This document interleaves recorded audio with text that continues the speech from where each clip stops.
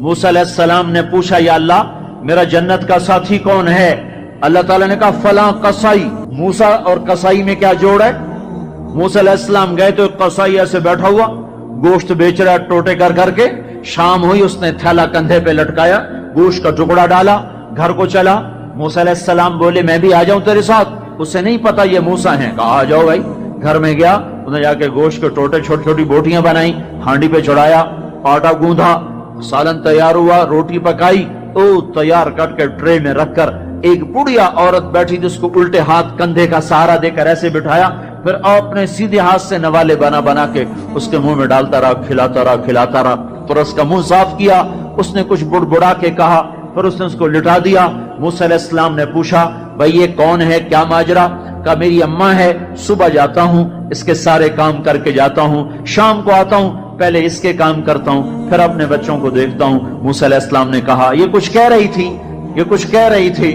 وہ کہنے لگا کیا بتاؤں کیا کہہ رہی تھی؟ پاگل ماں ہے، جب بھی خدمت کرتا ہوں مجھے کہتی اللہ تجھے موسیٰ کا ساتھی بنائے جنت میں۔ میں کہاں اور موسیٰ کہاں؟ وہ جب بھی میں خدمت کرتا ہوں کہتی اللہ تجھے موسیٰ کا جنت میں ساتھی بنائے۔ آئے ہائے۔ موسیٰ علیہ السلام بولے تیرا کام بن گیا، تیری ماں نے تجھے موسیٰ سے ملا دیا۔ اے ماؤں کو راضی کرو، نبیوں کے ساتھ جنت میں پہنچو گے۔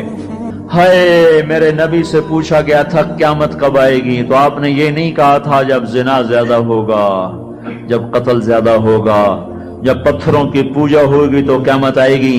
میرے نبی نے فرمایا تھا جب اولادیں ماں باپ کو ذلیل و رسوا کریں گی اس وقت قیامت آئے گی۔ جب ماں باپ سے ایسے بات کریں جیسے نوکروں سے کی جاتی ہے تو اس وقت قیامت آئے گی۔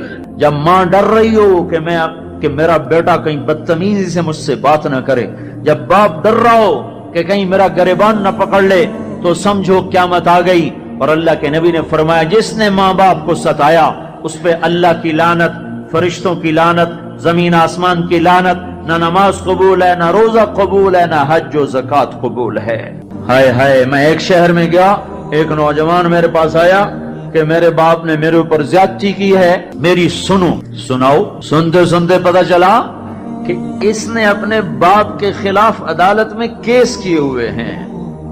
میں نے کہا بیٹا تو جلدی سے چلا جا، تو شکر کر تیرے اوپر آسمان نہیں ٹوٹا، زمین نے تجھے نہیں نگلا، تیرے اوپر کوئی آگ کا کوڑا نہیں برسا، اور اللہ نے ابھی تک تجھے درگزر کا معاملہ کیا ہوا ہے۔ تو بیٹا ہو کر باپ کے خلاف کیس کر رہا ہے، صرف تو نہیں رگڑا جائے گا، وہ وکیل بھی رگڑا گیا جس نے تیرا کیس تیار کیا، اور وہ گواہ بھی رگڑے گئے جنہوں نے گواہی دی۔ ارے ظالم، بیٹا ہو کر باپ کے خلاف تو کیس کرتا ہے۔ تو میرے بھائیو، اپنے ماں باپ کی خدمت کر کے جنت لے لو، جنت بنا لو، یہ جہان بھی سنورے گا، اگلا جہان بھی سنورے گا۔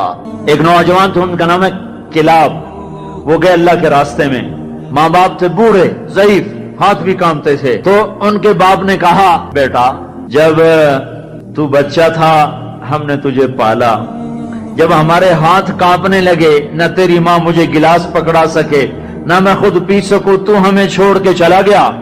یہ اشعار جب حضرت عمر کو پہنچے تو انہوں نے فوراً آدمی بھیج کر اس بچے کو بلوایا، اور مسجد میں کھڑے ہو کر ان کا کوڑا تو مشہور تھا نا، کوڑا اٹھا کے مار اس کا حلیہ بگاڑ دیا کہ بوڑھے ماں باپ کو چھوڑ کے جہاد میں جاتے ہو، بوڑھے ماں باپ کو چھوڑ کے جہاد میں جاتے ہو، مار جب تک تیرے ماں باپ زندہ ہیں تو اس گھر سے قدم نہیں نکال سکتا۔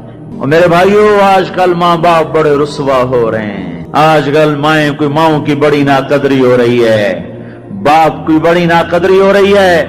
اکثر نوجوان بیٹھے ہوئے مجھے نظر آ رہے ہیں، میں تمہیں اللہ رسول کی محبت کا واسطہ دیتا ہوں، میں تمہیں اللہ کا واسطہ دیتا ہوں کہ اپنی ماؤں کو، اپنے باپ کو راضی کرو۔ ہاں، نافرمانی کی بات کہیں، ماننا نہیں، گستاخی بھی نہیں کرتے۔